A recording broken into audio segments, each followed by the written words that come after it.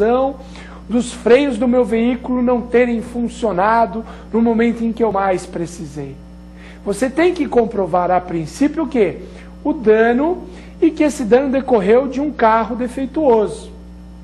Mas será que é possível o consumidor comprovar o defeito do carro? Será que não seria um ônus muito grande imposto ao consumidor exatamente demonstrar que aquele carro tinha um defeito? Diante desse contexto, o que fala o Código de Defesa do Consumidor, artigo 6º, inciso 8º do CDC? Para facilitar a defesa do consumidor em juízo, será possível, a critério do juiz, inverter o ônus da prova. E quando falamos que será possível, a critério do juiz, inverter o ônus da prova, nós temos que lembrar do quê? Basta o consumidor demonstrar a hipossuficiência diante do caso concreto, que ele não tem condições técnicas de dizer, olha, este veículo estava com problema, ou demonstrar a verossimilhança das suas alegações, a plausibilidade de verdade das suas alegações. Então percebam, meus caros, quando falamos em possibilidade de inversão do ônus da prova, muitas vezes o consumidor não consegue demonstrar que o produto é defeituoso. Mas ele consegue demonstrar que ele é o hipossuficiente da relação ou a plausibilidade de verdade nas suas alegações, a verossimilhança nas suas alegações. Para o juiz, basta um desses dois requisitos para inverter o ônus da prova. E na prática, o que acontece com essa inversão, Fabrício, do ônus da prova? Na prática, o consumidor entra demonstrando apenas o quê? Que sofreu prejuízo. Olha como é bom isso.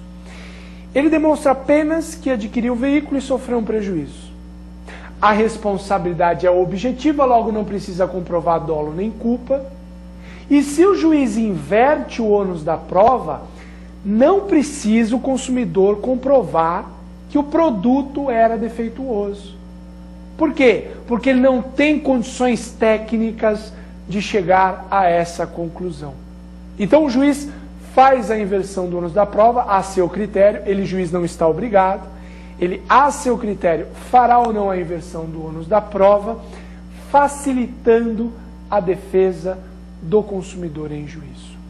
Bom, vamos a mais uma questão, mais uma dúvida colocada para nós no encontro de hoje.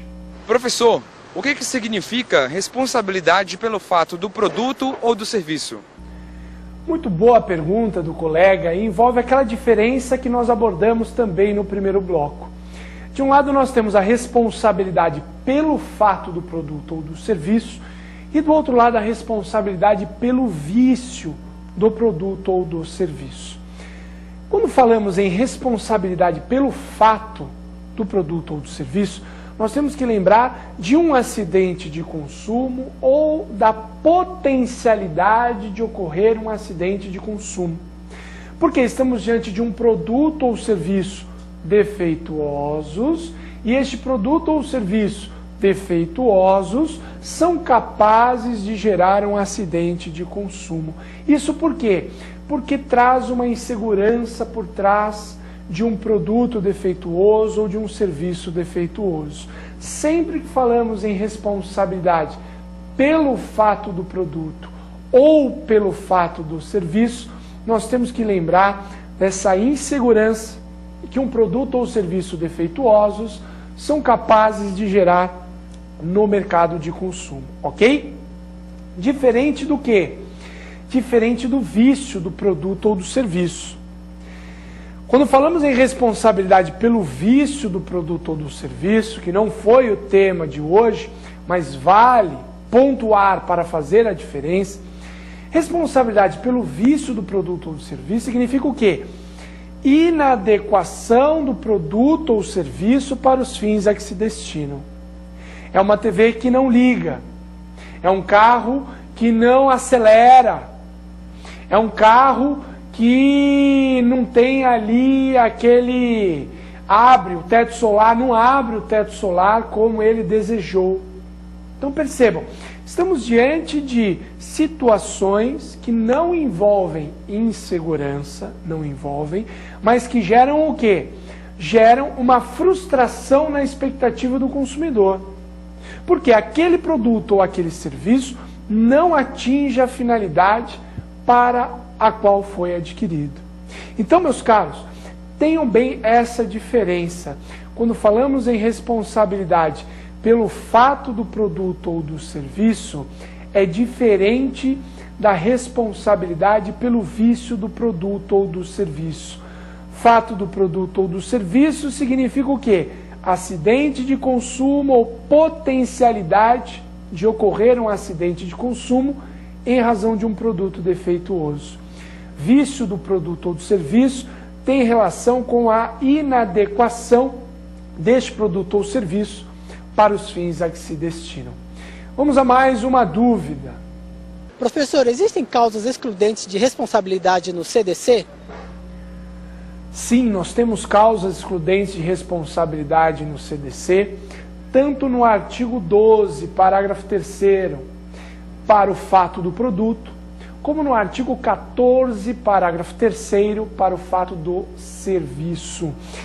Vale lembrar, quando falamos em responsabilidade pelo fato do produto, em algumas situações o fornecedor não vai responder. E quando ele não responde, nós estamos diante de causas excludentes de responsabilidade. No caso do 13, ou melhor, do artigo 12, parágrafo 3º, nós temos as causas excludentes de responsabilidade pelo fato do produto. Então, o fornecedor demonstra que não colocou o produto no mercado de consumo. Foi furtado. Foi furtado aquele lote e quem furtou que colocou. Não é responsabilidade do fornecedor. Que embora haja colocado o produto no mercado de consumo, o defeito inexiste. Ele consegue comprovar a ausência de defeito naquele produto. Ou ainda, culpa exclusiva do consumidor ou de terceiro, ok?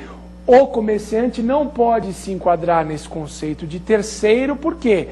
Porque o comerciante faz parte da relação de consumo, ok? Tem que ser um terceiro que não fez parte da relação de consumo, que esse terceiro deu causa ao acidente de consumo. Lembrando ainda que culpa exclusiva do consumidor exclui a responsabilidade do fornecedor. Culpa concorrente não. Pode até atenuar a responsabilidade do fornecedor, mas não exclui. No artigo 14, parágrafo 3º, nós temos também causas excludentes de responsabilidade, só que aí é da responsabilidade do fornecedor pelo fato do serviço. Então, quando que o fornecedor de um serviço não vai responder? Quando prestou o serviço, mas ele comprova que o defeito inexiste, e ele também não responderá diante da culpa exclusiva do consumidor ou de terceiros, ok? Então, nós temos aí uma pequena diferença em relação a excludente de responsabilidade do fato do produto. Lá tem uma situação a mais, não colocou o produto no mercado e não dá para colocar essa situação no fato do serviço. Imaginem só o prestador de serviço ter a cara de pau de falar que ele não prestou aquele serviço. Então, com a defesa do consumidor, nem colocou essa como uma causa excludente. Portanto, o artigo 14, parágrafo 3º diz: fez o serviço, mas o defeito inexiste, culpa exclusiva do consumidor ou de terceiro. Vale lembrar, caso fortuito e força maior não estão nas causas excludentes de responsabilidade lá do Código de Defesa do Consumidor, mas caso fortuito e força maior, para a maioria da jurisprudência e da doutrina, são causas excludentes de responsabilidade do fornecedor na relação de consumo. Mais uma dúvida, vamos a ela. Professor, o comerciante responderá nos termos do CDC? E o comerciante, né, Fabrício? Será que ele responde nos termos do CDC? Perguntou a colega. Responde sim, conforme prevê o artigo 13 do Código de Defesa do Consumidor. Quando que o comerciante responde, então, nos termos do artigo 13?